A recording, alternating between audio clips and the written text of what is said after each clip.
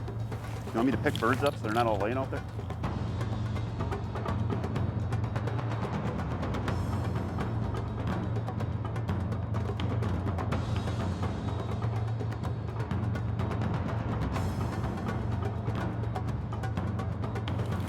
My goodness, are these big birds. Holy cow.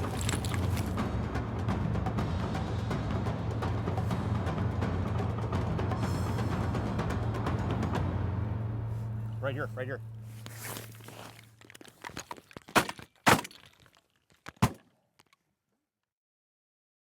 Ah.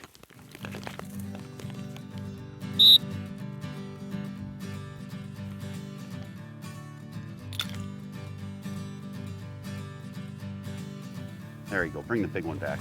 That a boy. Here.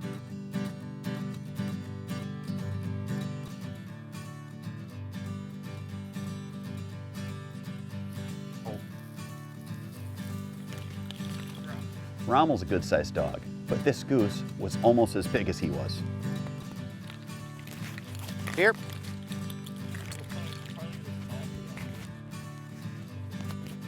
Come on.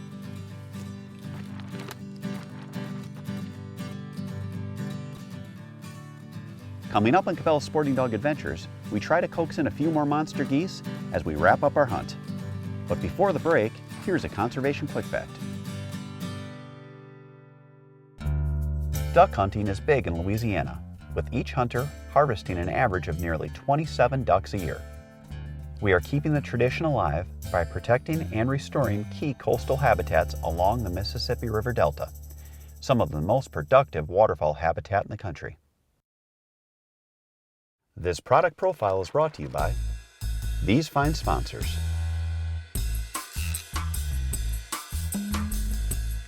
SpyPoint has come out with a new action camera. This is the Excel 1080C. These are great little cameras. We use them on the show. We mount them on the dogs.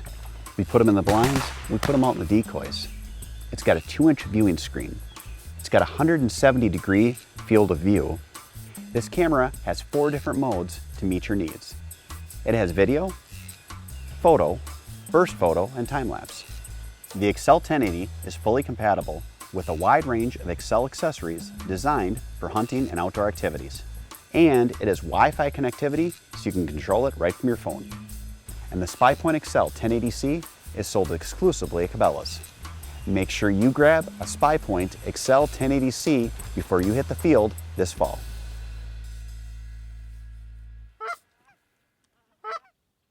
Back in Saskatchewan, the birds were still working our field. We had 2 guys that had left to go scout. Now, we had a bird working perfect. He's on a line, he's coming in, he's cuffed, he's gonna finish. And lo and behold, they were in his flight path and they took him before he got to us. That was our bird! That was mean! Rommel, out. He poofed it. Again.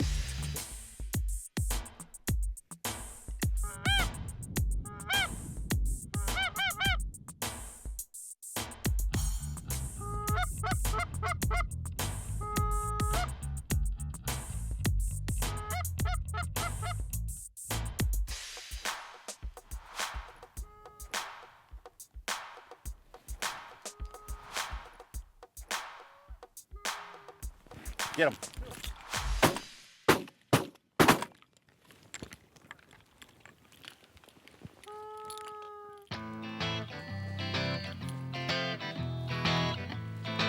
Rommel was performing well, and he looked quite proud of himself as he pranced in with one of the birds.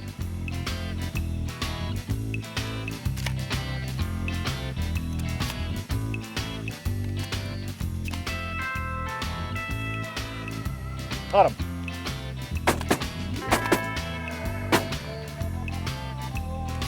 Aaron, I shot mine.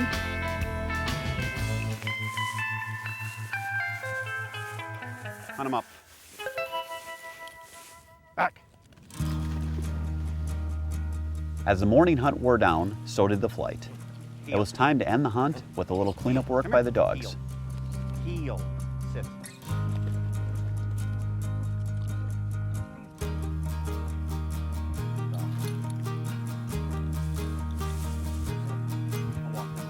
This hunt was unique.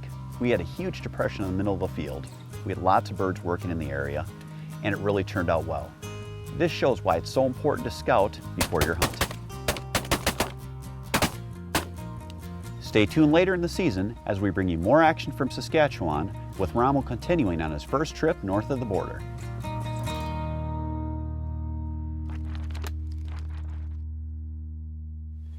Next week on Cabela's Sporting Dog Adventures, a big weather system moves into Kansas, and we hit the field after that snowstorm, chasing pheasants at Ringneck Ranch.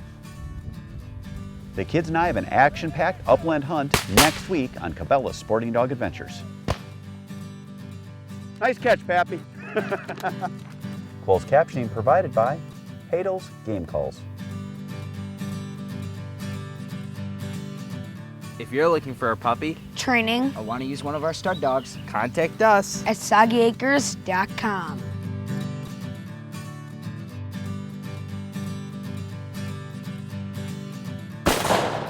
You're close.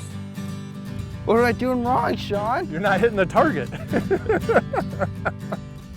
Can you help me? There is no help for you anymore. We're almost out of shells. These birds are just so elusive. I got all day, Clayton. Don't worry, just keep shooting. How's your shoulder? Is it sore yet? Yeah, thanks, Dad.